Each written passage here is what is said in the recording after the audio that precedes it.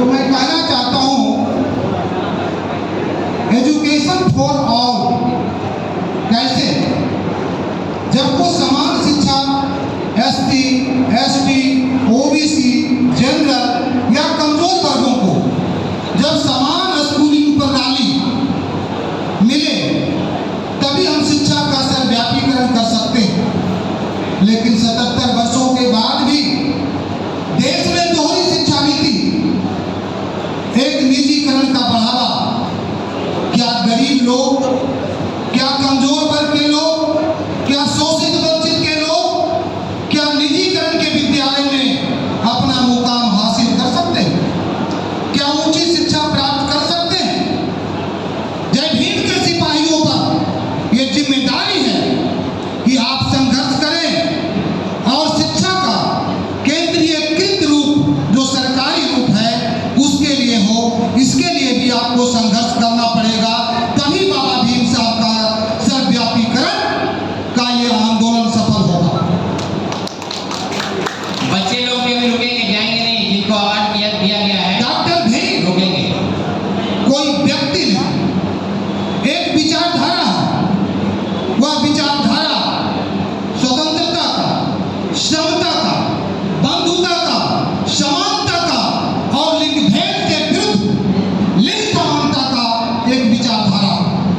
आप जानते होंगे बाबा साहब ने 34 डिग्रियों और 4 विषयों में पीएचडी के बाद भी यह महसूस किए कि 2000 वर्षों से जो नारी की गुलामी है, नारी का स्थान समाज में दोयम दर्जे का है, उसके लिए उन्होंने संघर्ष किया और उन्होंने मूक नायक, बहिष्कृत भारत जैसे समाचार पत्रों में हिंदू कौम बिल के माध्यम से नारी को पुरुष के समान लाने की जिम्मेदारी के लिए जीवन भर संघर्ष किए, क्योंकि नारी पुरुष के अधिकार को हनन नहीं कर सकती, बल्कि नारी पुरुष के साथ कंधे से कंधे मिलाकर एक समानता, एक समता का अस्तित्व समाज में कायम कर सकती है।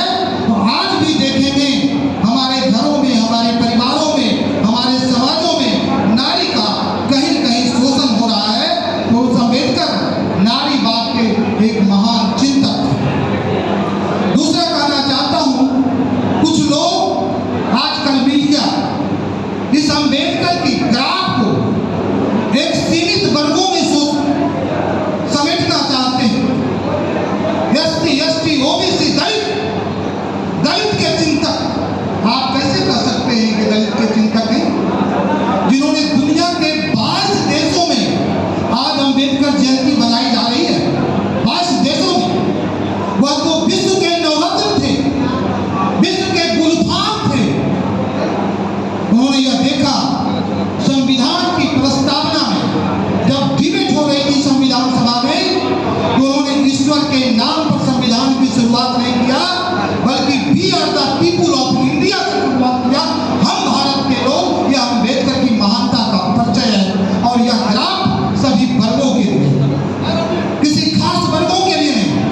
समता का सिद्धांत अनुच्छेद 14 सभी वर्गों के लिए है, सिर्फ SC, ST, शोषित वंचितों के लिए नहीं है।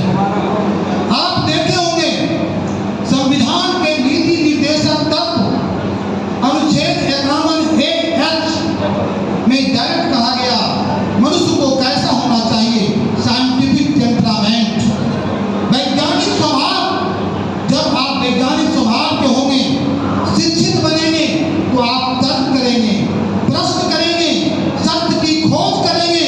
और कोई भी देश तभी विकसित हो सकता है जब तथ्यों के आधार पर, सिद्धांतों के आधार पर, तर्कों के आधार पर, मूल्यों के आधार पर अपना रिसर्च करता है और सत्य की प्राप्ति होती है।